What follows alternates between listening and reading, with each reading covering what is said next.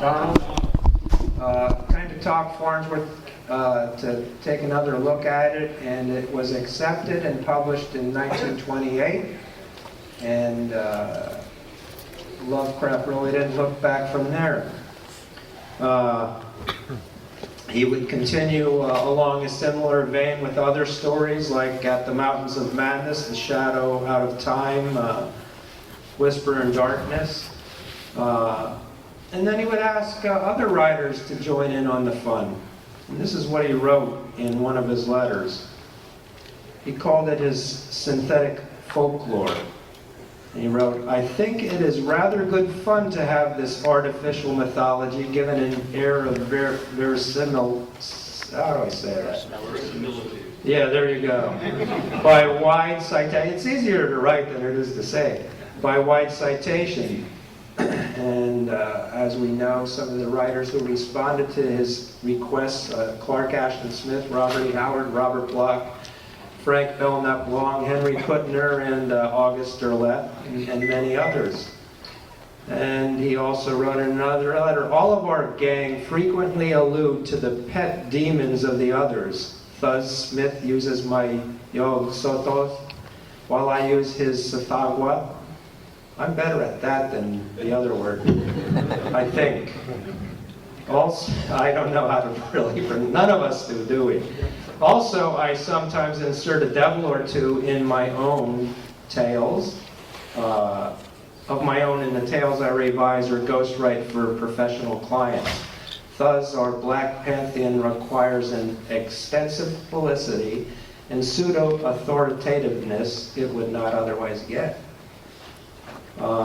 It's time for these guys, Nathan Madison, John Haefele, Don Herron, Rick Lay, and our moderator, Tom Krabacher. I'll turn it over to them, and they can do their introductions.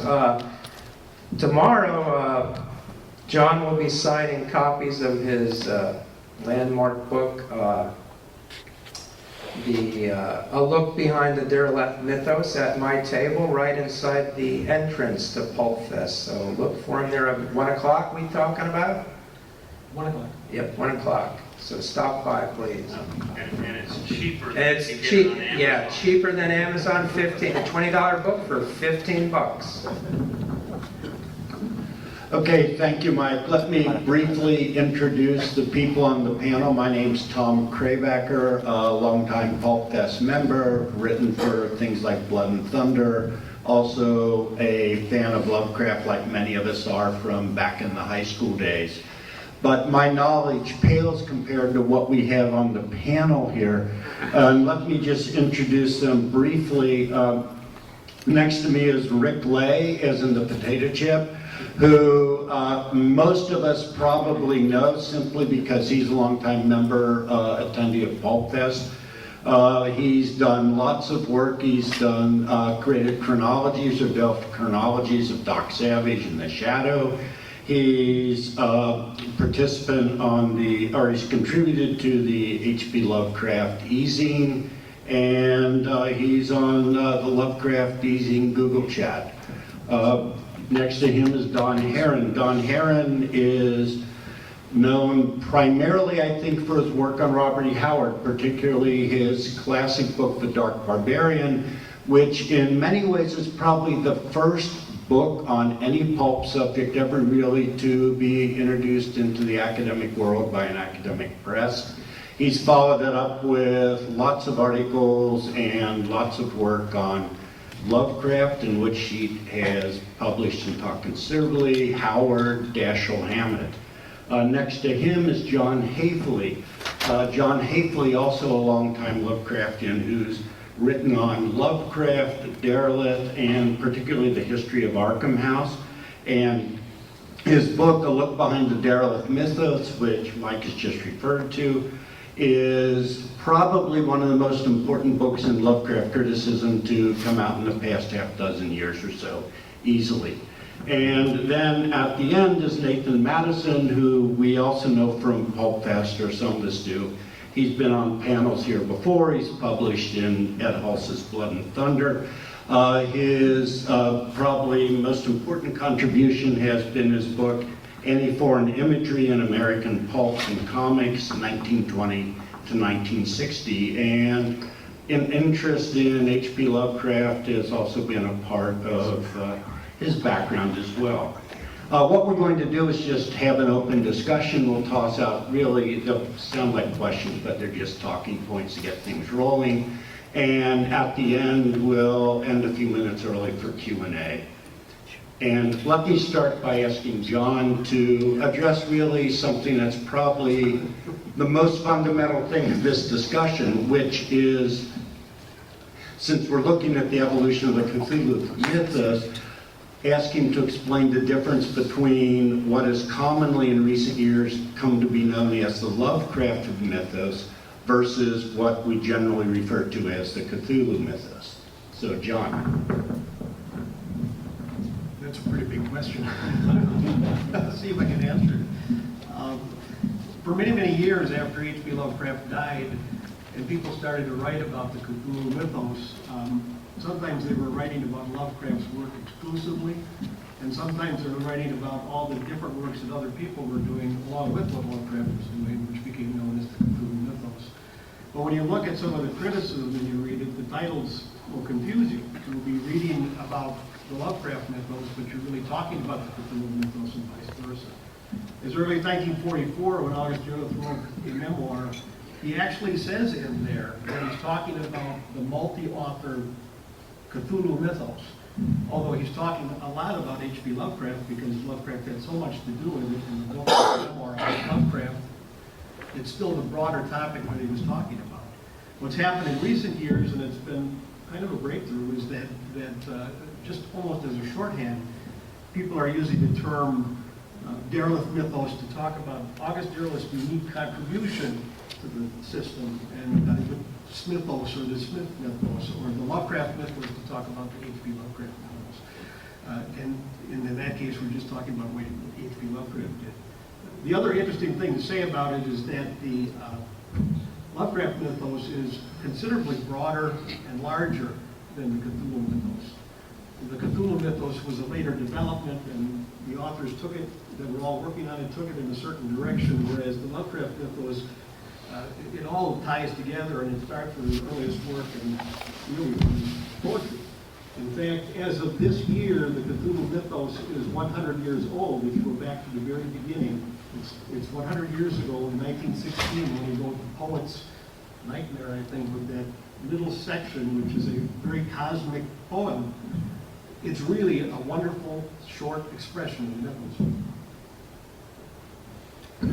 mythos. Lovecraft didn't create this out of whole cloth. I mean, he did, and it's his ideas, but he was certainly influenced and drew upon other authors and events of his time. And Rick, you've done a lot of work on this. Can you speak to that in creating his own mythos or his own idea? Well, one writer who, well, first of all, he got the idea from a pantheon of multiple deities from Lord Dunsany in the Greenland stories. And before he did the mythos stories, he did these fantasy set in Greenland. And he was developing characters like Adazboth, the blind Indian god, and Nyarlathotep, his messenger. And eventually they would be kind of assigned to the Cthulhu, what came to be known as the Cthulhu Mythos. Now, his early influences besides Dunsany, Ambrose Bierce is a major influence.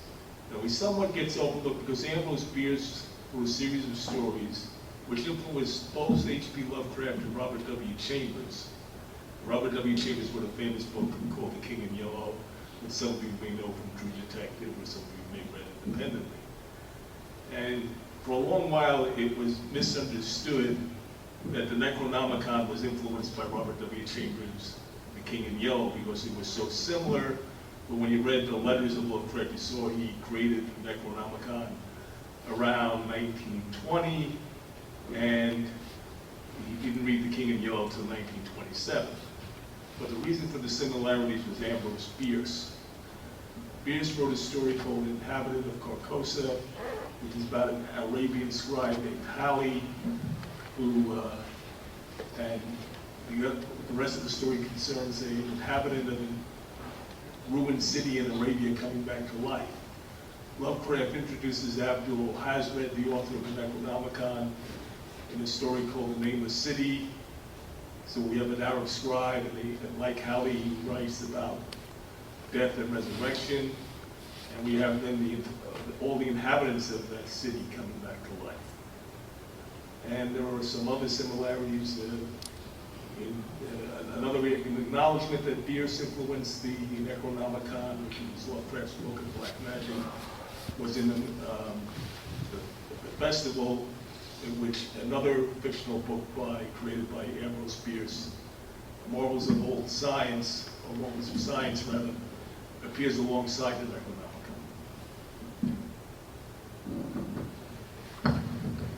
Thank you.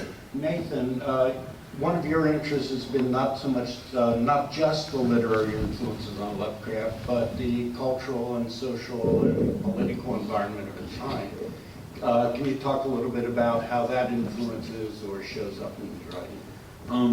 Yeah, I mean, that may just be the cultural historian in me, and I may be looking into it more than I should be.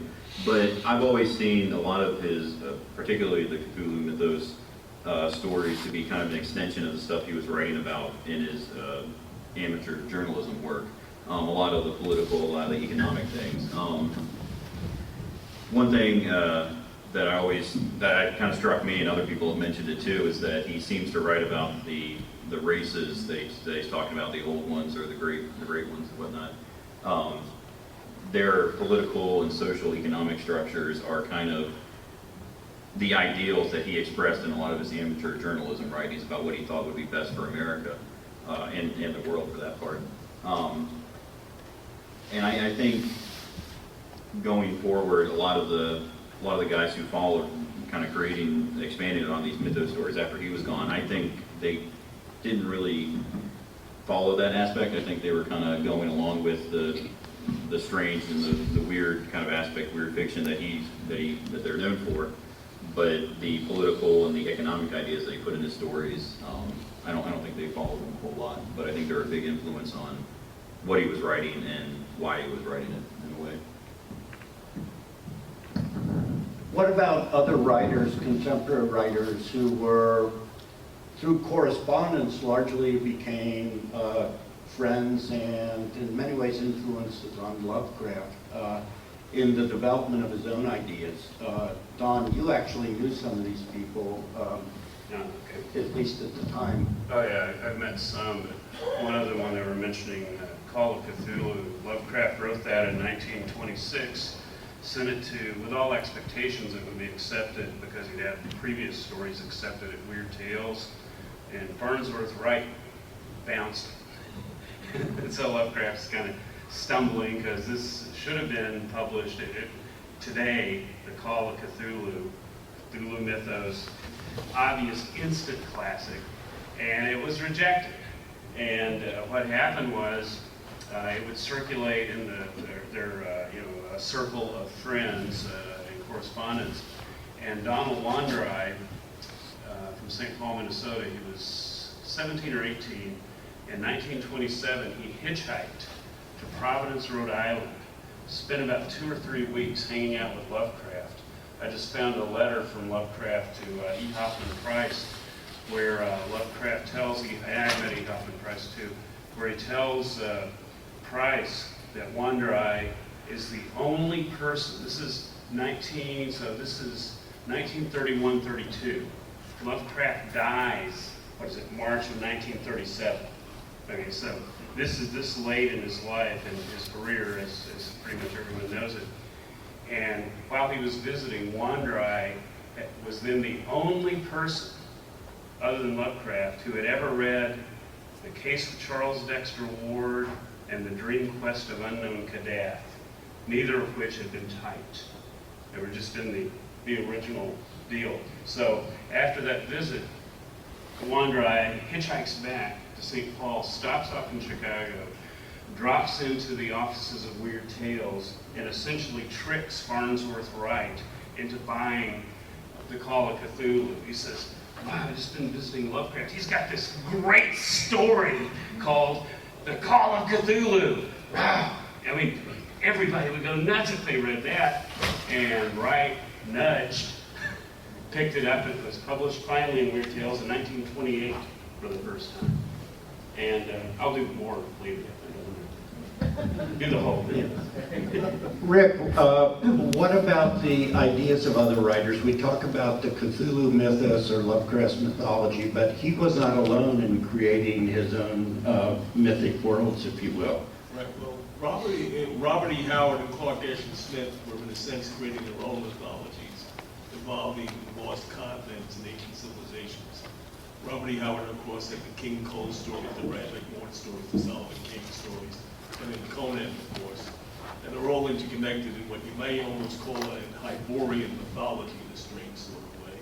We had to coin a term for it. And Clark Ashton Smith was doing a sort of lost continent mythology, which involves both continents in the past, like Hyperborea, and continents in the future, like Soseki.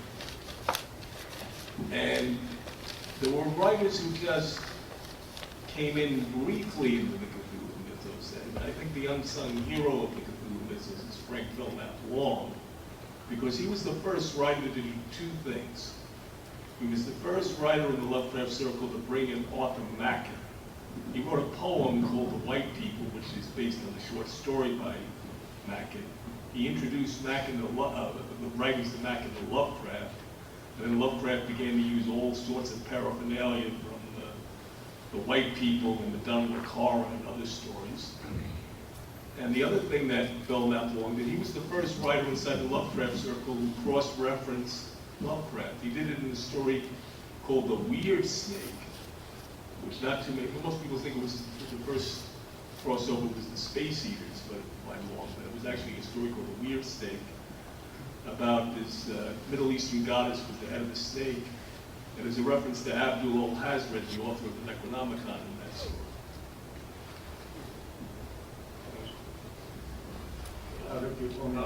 I think John should do his thing. This is one of the parts of his Derleth Mythos book that he added into the paperback that's out there.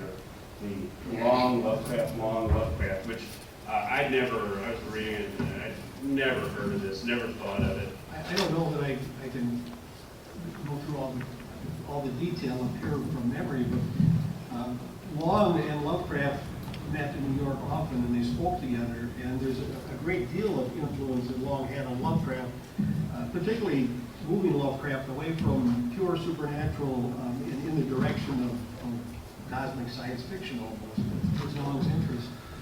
And Long heard Lovecraft read The Color Out of Space. And I think if you look at the stories that followed between The Color Out of Space and what Long was writing and culminating with The Whisper in the Darkness, you see a series here. And you have to go back to the stories and track all of this. But Long, the writers in, what is Long's story, the Space Eaters? Yeah, Space Eaters. When they're talking about the story that the author was trying to write, and to create this, he was unsuccessfully creating this beautiful very end of the story. He's really talking about the color of space. He's talking about colors that can't be seen and everything else, and that's the story that Lovecraft had written. When you realize what happened to the characters in the Space Eaters and how they're besieged by something that's very similar with what's going on with the color out of space. It's something that can't be described. It's a force. It has all kinds of emanations, different descriptions for it by whoever is seeing it at the moment. And this is all going on. But you can follow the threads of the playfulness between these two men right up until The Whisper in the Darkness, because The Whisper in the Darkness has the same, it's almost like they had the same story idea, and they both wrote their stories, because The Whisper in the Darkness has when the home that Haefele lives in is besieged, and it's remote, and it's a farmhouse, and even the buzzing versus the noise effects that's in the Space Eaters. And of course, there's the direct correlation between the Hounds of Tindalos and The Whisper in the Darkness, because Lovecraft mentions a couple different things from Long's story in that. But I can't recall all of this, but it's analyzed in the book, and it kind of runs through all of these things, and it just shows you how they played with each other. Ramsey Campbell, I think, was the first one that said that Frank Long is really the one who started the Cthulhu Mythos as opposed to everything else. And then Lovecraft really picked up on it when that was in 1928. But Lovecraft really picked up on it in 1929 when he, on his own, initiated the Smith character into the Mound, and then immediately wrote Gregory Howard that he had done it. He was so excited about it. There's a big misconception out there that Lovecraft wasn't excited or that he was tolerating these people that were contributing to the mythos, but the fact is that he really enjoyed it. He played the game with everybody, he loved doing it, and he encouraged it over and over and over. Yeah, that was that popular. That one, Yeah. And just one thing, since we mentioned Sagwa, what happened was there's this the story by Clark and Smith floating around called The Tales of the Tampers and Entieros. That got rejected by Farnsworth to write initially, and eventually does get published in Weird Tales. But Lovecraft reads it. Lovecraft writes about it to Howard. Howard decides to include Sagwa in the story long before it gets published, which is The Children of the Night. And Lovecraft also mentions the Sagwa and Whisperer in Darkness. And then we finally have Clark and Smith's story get published, which finally introduces this character to us After the fact. after the fact. Yeah, so the Lovecraftians point to the irony of H.P. Lovecraft putting Sagwa in print first, but the truth of it is that Gregory Howard didn't. He mentions that he's the first person that mentions Sagwa in The Children of the Night. I think this brings us then to a good point to discuss or talk about the basic question, which is then, what is the Cthulhu Mythos? Not so much a listing of gods or characters, but what are the themes of it? What role or what contributions were other authors who are part of this community, part of the game, if you will, making to it that made it different from what is sometimes referred to as the Lovecraft mythos? Let's toss it out there for all who's ever last deduct the question. Do it, Nathan. Nathan, put you on the spot. Thanks. What was the question? It's a pretty long question. Yeah. What are the characteristics of the Cthulhu mythos that distinguish it from Lovecraft's own work by himself, the Lovecraft mythos? For me, I like I said, I'd have to go back to what I said earlier. I think there's more of a Lovecraft put more of his personal political beliefs into his stories than the later writers did. So you're going to have maybe not individual characters, but certain themes that show up in his stuff, as opposed to some of the later, at least the ones that I've read. I haven't read as much of the guys who followed him as I have Lovecraft himself. But I think some of those themes, like I said, this idea of the great ones and this kind of oligarchical government that they have, and the kind of emphasis he gives to whether he's talking about the people on the mound or any of the other races, this kind of emphasis that he has on their social structure, describing that, taking the time to go into that, I see that more in Lovecraft than I do any of his followers. Some people have said that the social structure that appears in the Mound and at the Mountains of Madness, among others, reflects evolving political thinking of Lovecraft himself that's reflective of the times, particularly the Great Depression and the times that follow after that. Yeah, as far as his political thought, that was definitely, you can see this really pretty significant demarcation between when he was writing before the Great Depression and afterwards. I don't think it's not fair to really, he was not a fan of Bolshevism. He wrote extensively in amateur journalism about how he didn't care for Bolshevism at all. But you see after middle of Depression, 1933, he's writing with these themes where before he was talking about characters in a past tense, and going forward he's talking about ideas that are implemented by these creatures in their societies that he actually personally thinks would benefit people now, or his now, as far as the Great Depression. He talks about issues of unemployment and social structure and everything. He's a little bit more, I'd say before the Great Depression, he has this kind of standoffishness, this kind of aristocratic notion of who should be ruling and what should be going on and who's more important. after that, he still has that. I think he never got rid of that New England aristocracy sort of idea that he had about himself. But with the Great Depression going forward, he kind of, I think, softened to some degree in some of his stuff. Can I add Sure, Rick. something to your original question?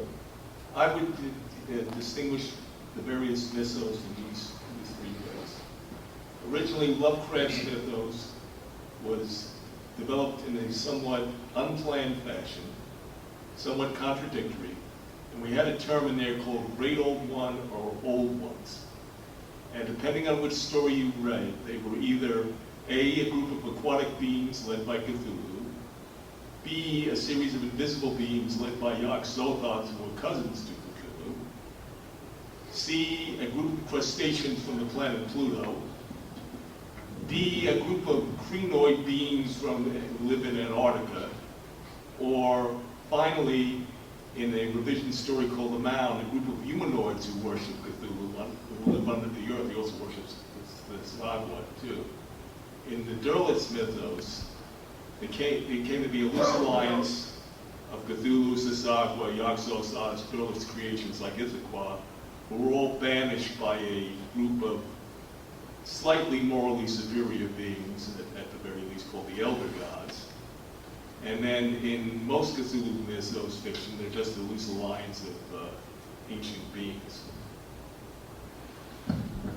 Well, John, the word's been dropped, the Derleth Mythos. Well, yeah, I really want to comment on what you said, add on what you said. Just coming back to your comment about the societies, Lovecraft kept showing more and more advanced and more perfect societies in his fiction, and The Great Race and The Shadow Out of Time was his best FDR imitation, I guess, that you could possibly do.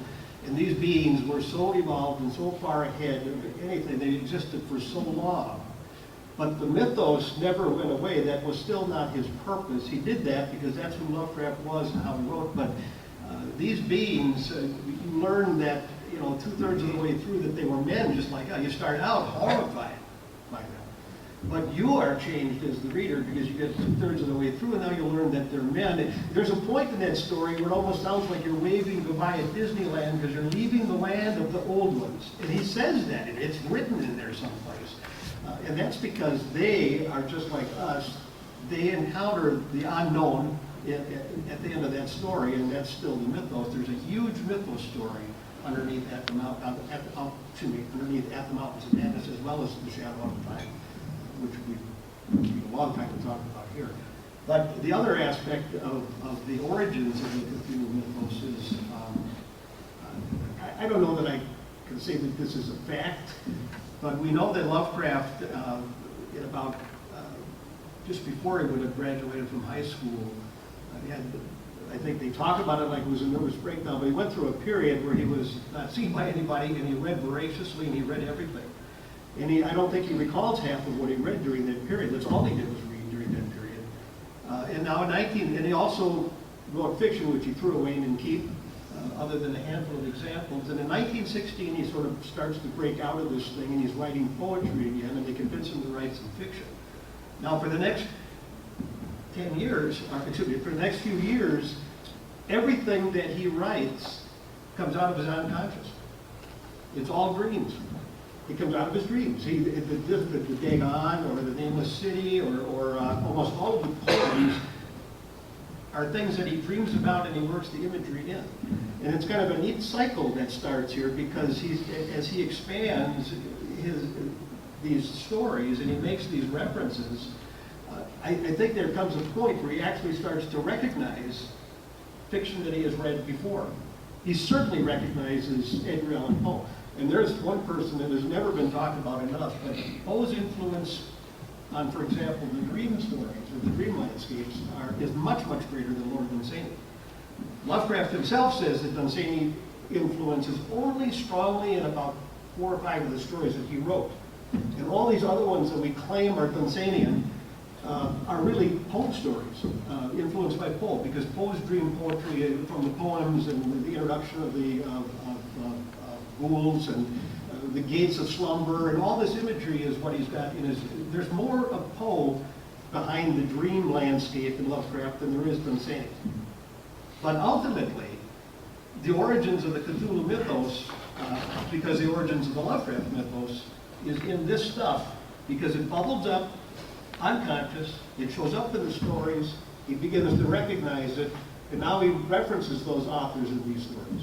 Then the difference when the Cthulhu mythos done, you know, that's what he does up to a certain point, and he refines his skill, and he goes from just creating dream images to adding a lot of plot elements. But he gets to a certain point, and suddenly he's got peer authors that are writing, and that's where the Cthulhu mythos comes in. Frank fell went along in 1928, and from that point on, that becomes a Cthulhu mythos. So instead of consciously thinking about the authors he read, and or maybe unconsciously in some cases, now he's deliberately playing the game with these other authors. He's still writing his very best fiction. It's not to take anything away from his accomplishments, but he was enjoying himself when he did it. And there's a remarkable amount of evidence that we don't see very often that doesn't get highlighted in most of the Lovecraft criticism that tests all of this. But this does bring us to the role of August Derleth, which we have not mentioned much at this point. But after Lovecraft's death in 1937, his role is essential in preserving and developing Lovecraft's reputation, and many people say it was essential in critically misunderstanding or misrepresenting what Lovecraft was about. So, if you would, John. Yeah, let me just tackle that briefly, because unfortunately I can talk about that for 25 hours here. I think just a couple things that are big misunderstandings about August Derleth. Number one is there's a tendency to look at the Derleth mythos fiction as a whole, when in fact it was written over 40 years. His earliest stories were juvenile. And somebody challenged me on that term because he was like 21 or something like that when he wrote it, but there really is no age demarcation for that. And August Derleth, living as kind of a very bright person in Sauk City, Wisconsin, was very isolated, and he was writing juvenilia. He was influenced by H.P. Lovecraft, as well as many, many other people, but those first collaborations with Mark Shore, there's even a question mark that some of these concepts that we attribute to Derleth might have been added by Shore. They were churning these stories out within a 24-hour period as young people. They sat in the daytime, and Derleth would outline the story, Shore would write the story, Derleth would come home from work and polish it. He worked at the canning factory or something, and they would send it in and try to get it published, you know, and they would play the game. They were earning money over summer writing a story a day. And so the elder gods sweeping into the earth, all that baloney, comes from that phase. And if you really look at the Derleth fiction later on, you don't really see that. Then nearly 10 years go by before he starts writing mythos again. And we talked about it again. And these stories, you know, the ones that he was writing in the 40s, that's Derleth fiction. And he was writing Cthulhu Mythos stories to make money. You know, and he wasn't trying to write great literature or anything else, and he was writing mythos stories, not continuing Lovecraft, but just writing his own, just like every other author. The real controversy comes when he starts writing the collaborations. There he was doing genuine pastiches. He was trying to emulate Lovecraft's style. He did it with The Lurker at the Threshold. He was doing it for numerous reasons. One reason was because Lovecraft was kind of fading in the marketplace. And this was a way to keep that name going. You know, it's one reason he did it. Obviously, he would like to sell the story. Obviously, he wanted people to think he was a good writer too. In that. But what people don't realize is that after Lurker at the Threshold, he did not write another story with Lovecraft's name on it until 10 more years had passed, in the 1953 or 50, whenever he started writing The Survivor.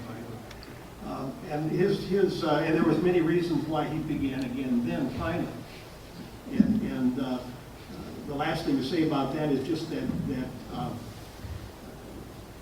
well, I won't say more about it. There's a lot to say about it, you can't short it. Well, one of the interesting things Yeah, this might be my only moment to mention this. And John said, we don't have anything to talk about. I said, yeah, we will. So, the Derleth Mythos, which we're using this term, Dick Tierney, Richard L. Tierney, coined that term for all practical purposes definitively in his, 1972 essay, The Derleth Mythos, which is about 600, 700 words long. It's very short. And what happened was, in 1971, August Derleth died. Harry Morris, the Silver Scarab Press in Albuquerque, was publishing Nyctalops, and Derleth had died, so various people sent in kind of like little memorials about Derleth, and they had a letter column, and in the letter column of Nyctalops, Tierney basically wrote the essay, The Derleth Mythos. And then they were assembling, Mead and Penny Pearson were assembling HPL, which is like a landmark fanzine, and Tierney polished it up a little bit for them, and it came out and just instantly grabbed everybody's imagination. So that was a demarcation line. And I was living in St. Paul in 1975-76, so not too long after Tierney had done that. He's like one of the main guy in the new wave then coming up of kind of the anti-Derleth, we can call it, Lovecraft scholars and critics. But the thing is, Tierney did not dislike Derleth. I remember one time we were sitting around, he's mentioning like this scientific thing is wrong in this story, and this is wrong in this story, and all this, there are all these things wrong that he complains about. He says, but I'd still rather read Derleth Mythos stories than anything else. So you don't get that, you just come flat to his essay, which I think is too bad. But I wanted to mention that. I can mention a lot more, but Just another comment. In his own stories, he does use Derleth's creations and concepts, but he likes to turn them on their head sometimes. Like he makes the elder gods just as evil, if not more evil, than the great old ones. While their true nature is a little more vague in Derleth's. Yeah, there's always the talk about the Christian mythos, because Derleth says he sees the Christian mythos in the Lovecraft fiction, and of course it is there as parody or satire. And he said, he made a little blurb about the mythos, and he says it's there. But you don't find it in his fiction. It's interstellar aliens, whether you like it or don't like it. Where is it in his fiction where you can criticize August Derleth for writing Christian mythos-based Cthulhu Mythos? It isn't there. It doesn't exist. It's in none of his stories. In fact, it's more in Lovecraft stories than it is in Derleth's stories. I think we're getting to the point, we're running towards the end of time, and we got questions coming up. A couple of people have indicated an interest. Let me toss the last question out here, which most people know is coming, which is, if you could name your favorite or the best Cthulhu Mythos story that wasn't written by H.P. Lovecraft, what would your choice be? And we'll start with me.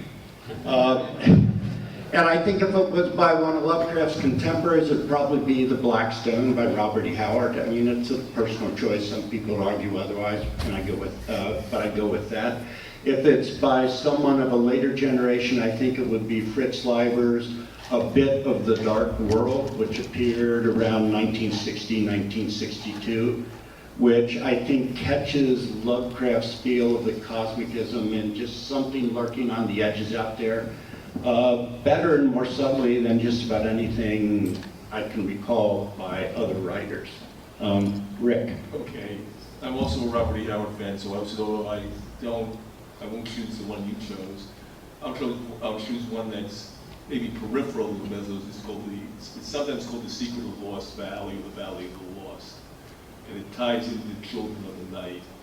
It has an ancient race, it's the same ancient race in the United States. And it's a little more depressing than the usual Robert E. Howard Mythos story.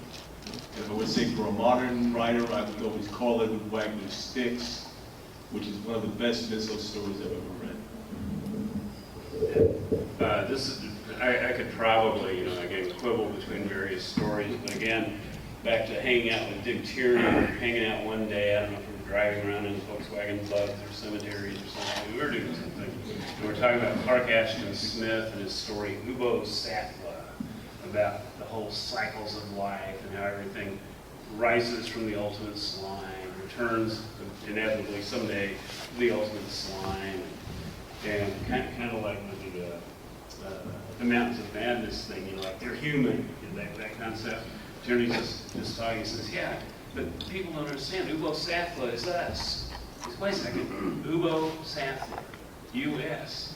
Ubo Sathla is us. So I wrote that up for Cryptic Cthulhu. It's like a page or two, a little thing to throw in. And then of newer ones, and I haven't read it in so long, I'm not even sure if it's Mythos, but I think T.E.D. Klein's The Events at Forest Farm, which Klein had a chance to get it published in Year's Best Horror, the anthology that's been coming out, from Daw, I guess, but they were only, that was a reprint, a book collection at the beginning, so he was desperate to get it printed someplace. So he gave it to Harry Morris for Nyctalops. He didn't have an issue of that coming out, so he gave it to E.P. Berglund from Beyond the Dark Gateway, number 3 or 4. That's where it first appeared, and I think that's the best version. Then he touched it up a little bit for Year's Best Horror. I think he touched it up again, and then eventually it became the novel The Ceremonies, big fat novel. I think the version in the fanzine is the best. Ready? Yeah. Well, yeah, you were supposed to take one story and you mentioned my story. I like Sticks, you know, I remember reading it in Whispers magazine and it took me totally by surprise. You know, I read that, it started for me as a very literal story. And it finally dawned on me what's going on here and the references to Lee Brown McCoy in there and indirectly to Arkham House and all of the allusions, you know, but it still was a fun story. And if Carl Wagner had an idea that the story was supposed to work on all those different levels, for me it did. I just found it amazing. But I'm trying to think of another one since you mentioned too, and there was the one that Turner added to, as much as I like the original collection, Tales of the Cthulhu Mythos, the version that, the edition that Turner did, where he added the Boric Zone by Lupo. What was the title of that? I think it was in the Cthulhu Zone. Yeah, Something like it's just an outrageously fun story, and it just a fun, surprising story to read. It's a delightful difference, you know, that you get in some of the better stories. So I would recommend that. For me, like I said, I haven't read as much of guys after Lovecraft. Although when you mentioned the title, I did like Lurker at the Threshold. I did like that one. I have read a couple of Clark Ashton Smith's work, but I can't remember whether I don't think I followed up reading him anymore, so I must not have liked it as much as I liked Lovecraft, so I can't really say to him. Okay, thank you. We have time for questions, maybe 6 or 7 minutes, and I do have your hand up way early on, so. I'm so grateful to this gentleman here for bringing up the Sadie and Poe stories. It gives me an excuse to ask you about another track of Lovecraft collaborations and cross-fertilizations. One of my favorite stories is Through the Gates of the Silver Key, which he wrote with Price. Yeah. Well, I could say a lot about that. Yeah, my fiance here is a great Lovecraft fan, but somehow those stories escaped her attention. And I was reading them aloud to her, and I was trying to remember the backstory. Why did there be versions of that? Did Joel know anything about the alternate story? How there came to be these versions? Yeah, I can do that one pretty fast. Lovecraft was, basically only had one potential market in Weird Tales, simplification, but pretty much true. And in the 1930s, most people don't think about this. So Lovecraft dies again March 1937, crucial time frame. In the 1930s, so this is the last few years of his life, Farnsworth Wright at Weird Tales doesn't use any new Lovecraft fiction for about 5 years. Okay. And so his group of friends, like E. Hoffman Price, they're trying to get him to, do something, well, do this or do this and do this and do this. And so Price wrote this story that he thought would be a good collaboration with Lovecraft. That's one version. And Lovecraft looks at it and goes, oh my God. Not that he was objecting, but he found it kind of painful to try to, do what he did with what Price had done. And so he rewrote it, and there's, something like 300 or 400 words left that Price wrote? Yeah, something like that. But basically, it's all Lovecraft. So he rewrote it all. Some of the concepts still are Price's, but the actual wording, there's only lines here and there, and hardly ever a full big paragraph or anything. So that's short of it. Just briefly, the Price version is called Lord of Illusion. It's in Tales of the Lovecraft Mythos. We may not believe it, though. So I had an old, at the Mount of Madness by Art House, hardcover, made in the 60s. And then I got the corrected version that came out in what, the 80s and the 90s. Those two are different. So you're saying the more Lovecraft, the more pure Lovecraft. That's different. S.T. Joshi changed a lot of that, and we can debate whether he made the right decisions or not. Oh, so you're saying there's 3 versions? There's really three. Yeah, I was talking about the 2 real versions. Yeah, what happened was S.T. Joshi, some were spelling changes, and this I have a little disagreement with. I generally don't disagree with the changes he made, but he kind of Price did some revisions after Lovecraft did his major overhaul. It was mainly involving the Necronomicon quote in there. And like he had a reference to Children of the Fire Mist, and it became the Winged Ones in the Joshua Blue version. That's because Lovecraft originally wrote the Winged Ones, and Hoffman Price changed it to Children of the Fire Mist, which to me sounds a lot better. Maybe that's just me. But that's why there are 3 versions. Well, I don't mean to cut you off, but we got 5 minutes left. If you have a chance, Other people's I want to tell you questions. something about that story.